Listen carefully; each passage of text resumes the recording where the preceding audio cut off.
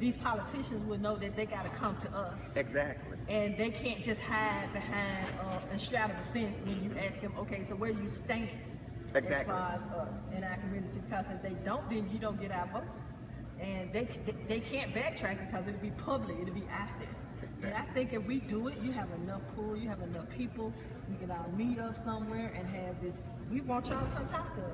Let's do that. Yeah. Okay. I think you should be one of the coordinators for that. I would love to. Okay, we'll sit down and strategize and get that, make it happen. Okay. Let's do it because I think it's long overdue for the city. We got a lot of young people that don't know the importance of their vote and how it affects when you don't vote. You know, not voting is just as worse. Exactly. It's voting for the wrong person. True. Because when you don't vote, that's what you're doing, actually. So we have to exercise that right and that power. I agree totally. That's a good idea. We should get on top of that. Well, you know, at the church, we do a voter registration drive. We try to keep voter registration going at the church and register individuals and everything. And believe it or not, you have a lot of individuals who are not registered to vote. Well, we need to start that first. Yeah, absolutely. We have to and educate them on the importance of exactly. And we need to be more educated on the candidates. I agree. Not what they say, but what they've done. You know, I think we can make the young Democrats come to us and bring that voting drive to us too. Exactly.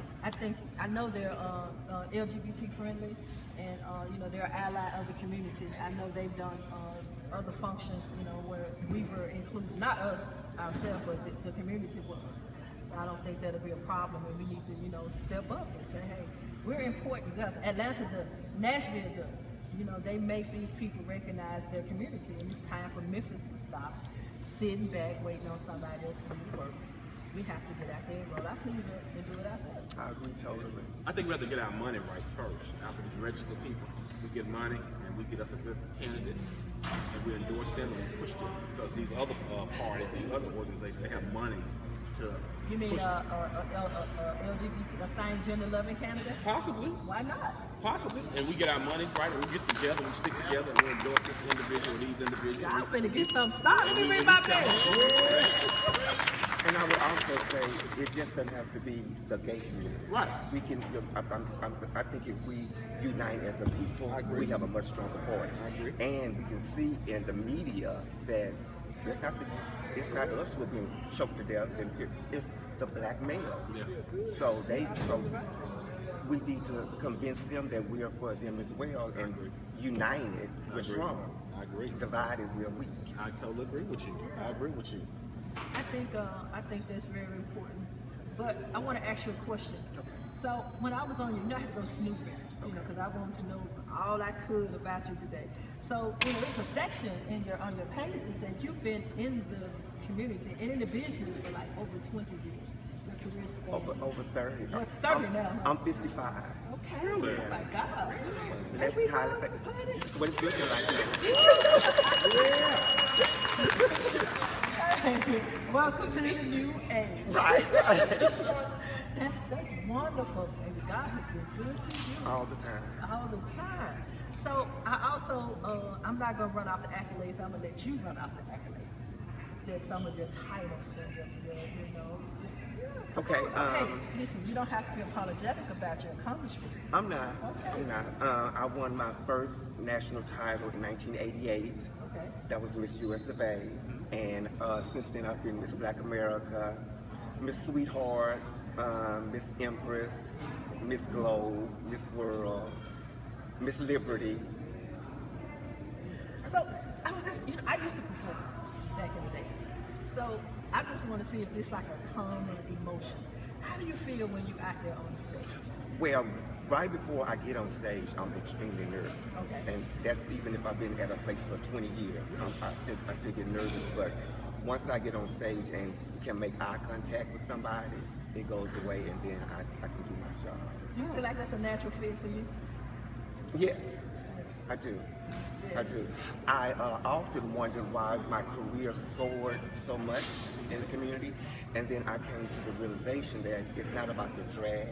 It was about me doing it well, and people would respect me. And now I have a voice, and people will listen. Absolutely. And you know what else also?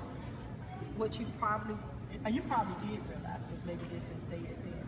People live vicariously through you. Right. Exactly. They live through you. know, because of you probably was one of the people that was great to get out where somebody was sitting there wishing that they could do it 30 years ago. When I won the pageant in Indianapolis in '88, that was like a Bible Belt, and they picketed the thing in front, so it made the national news. Wow, that's great. We're having a little feedback from our station monitor. John, you're coming through on our live broadcast. Okay. Well, I mean, we're having a little feedback, but we're sitting here with the lovely Tommy Rice. So tell me, you're not thinking about retiring, are you? No. And so let's get out into something current. Right now, I see a lot of focus on the transgender with Laverne Cox and Caitlyn Jenner, right. and T.S. Madison is right. blowing up on social media. And I didn't know Janet Mock was beautiful. Beautiful. Okay. Yeah. I was like, wait a minute. And this girl is on MSNBC.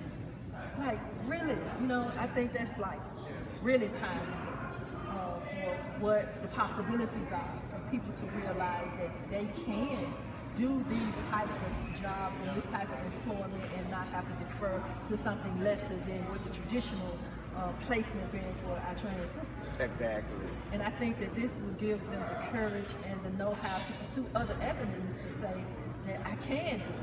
You know, I see a lot of hairstylists and clothing designers now being recognized, and I think this is great. What's your take on it? I do believe that people who come out in a positive way, it will give hope to those who are feeling hopeless.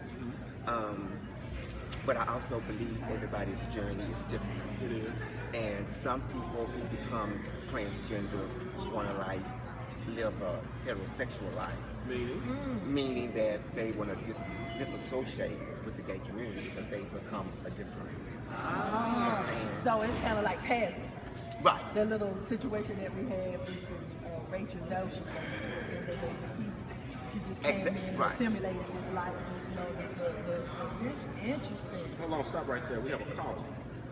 Monica, you're on the air. This is KWAM Unleashed Voice. Go ahead. Is that Black Diamond? Yeah. You're doing it. Hi, Black Diamond. How are you?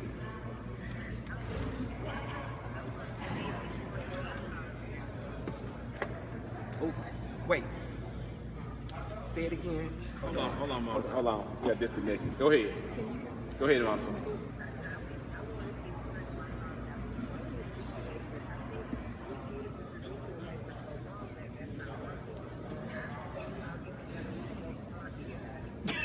And we do what about it? Joe Clark.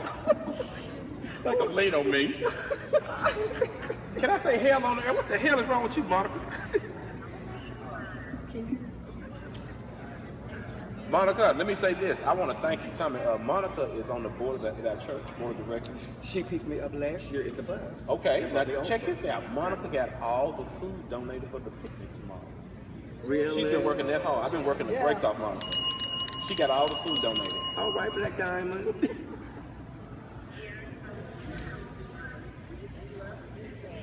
Exactly. Are you gonna pick us up in the morning?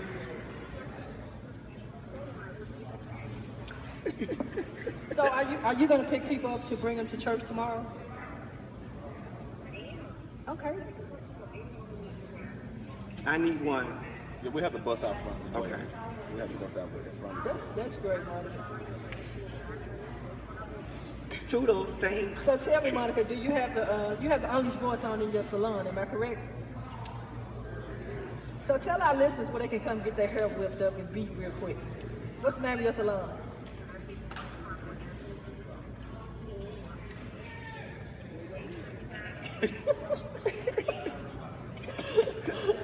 As always, thank you, Monica. We love you, and I'll see you tomorrow. Hey, bring your tambourine too. I'm looking for some competition.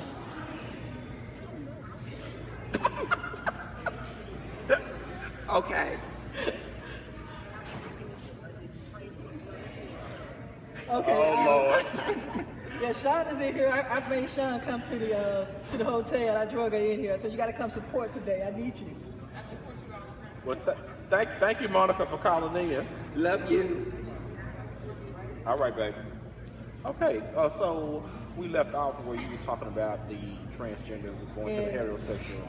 Because I think sometimes people want to loop transgender under one umbrella. Okay. And it's not. It's really different forms of transgender. Break it down for me. Even for someone who hasn't even had physical work, Okay.